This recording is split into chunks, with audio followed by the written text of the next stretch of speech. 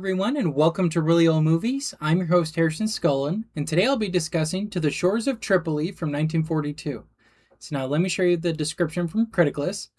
Chronicles of a spoiled rich boy who joins the Marines with an offhanded attitude and finally becomes a battle-wife soldier. Alright, so my thoughts on the plot. I give it a 4 out of 5. Now, this movie came out not long after Pearl Harbor. This is definitely a recruitment ad basically for the Marine Corps. I mean, the song itself, the title is from the Marine Corps. What do you call that? Not the theme, but um, just like the main song that they have for the Marine Corps. And the story itself is interesting and entertaining. Seeing a very spoiled rich man turning into a soldier. I think that's very fun and compelling. I had a good time with it. 4 out of 5. Very interesting. Especially when he learns the truth of his dad, who was in World War One, and the sergeant and their connection. All of that was pretty interesting. 4 out of 5. All right. So now the acting. I'll be honest, I gave it a 3. There's nothing that's really spectacular. In fact, borderlines cheesy.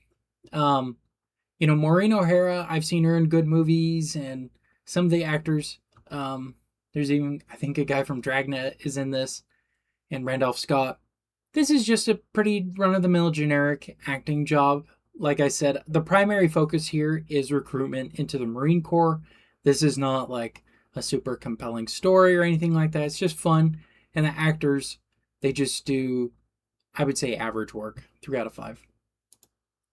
All right, set design. So, 4 out of 5. They actually shot on location at the Marine Corps training base in San Diego, which is still being used today. I thought that was cool, kind of getting a behind the scenes of it and what it looks there. There's also scenes where they're on a boat and shooting targets and whatnot. That set piece was really cool. And overall, most of the movie is spent either in the camp or around it, like in the hospital or mess hall, that kind of thing. 4 out of 5, for sure. All right, cinematography, again, 4 out of 5. I thought it looked really good. They really showed off the Marine Corps, and I think a lot of the background actors were real recruits being trained, and I was very impressed with that. I was mentioning that battle scene, or that it's not a battle, but they're practicing shooting targets at these like giant pallets, and that was pretty cool, pretty interesting. 4 out of 5. All right, music. I'll be honest, 3.5 out of 5. The Marine Corps song is interesting. The rest of the music is very, very generic. 3.5 out of 5. All right, so overall, that brings my score to a 3.7 out of 5, which is a 74% on Criticlist. Now let me break down my Criticlist score. Graphic language, none. Violence, there's some fighting amongst the Marines, some punching and whatnot, but very tame. I don't even think there's any blood at all, honestly. It's very, very, very tame. Nudity, sexual content, there's kissing.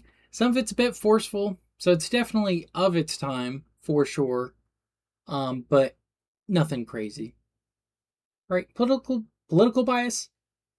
There's none like left or right political bias, if that makes sense.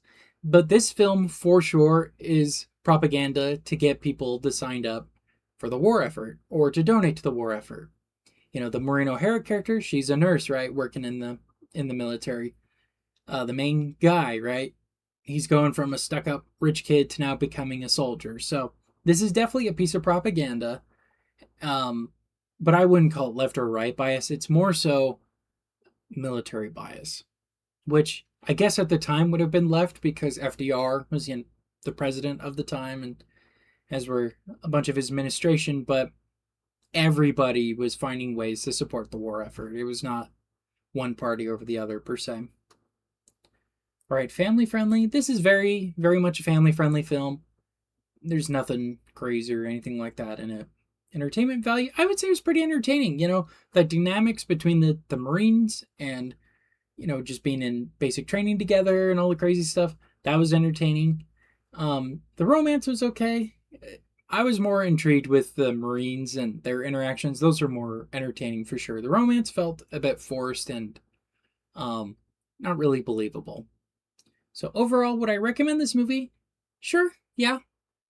Don't expect anything super spectacular or special. This is definitely a B movie. Definitely a like make it quick, get it out to the people kind of film. Um, it's just fascinating though to see what propaganda films at this time look like, especially from the U.S. perspective. You look at Germany's perspective, right? With and it was before the war, but Triumph of the Will, right? It showed huge scale, the soldiers and the speeches and whatnot, and um, just to show the gravitas. Whereas in America, it seems it was more focused on yeah, it's a great career opportunity and you're gonna make friends and it's very heroic, right? You're gonna be treated like a hero. So it's very interesting seeing the differences between the two for sure.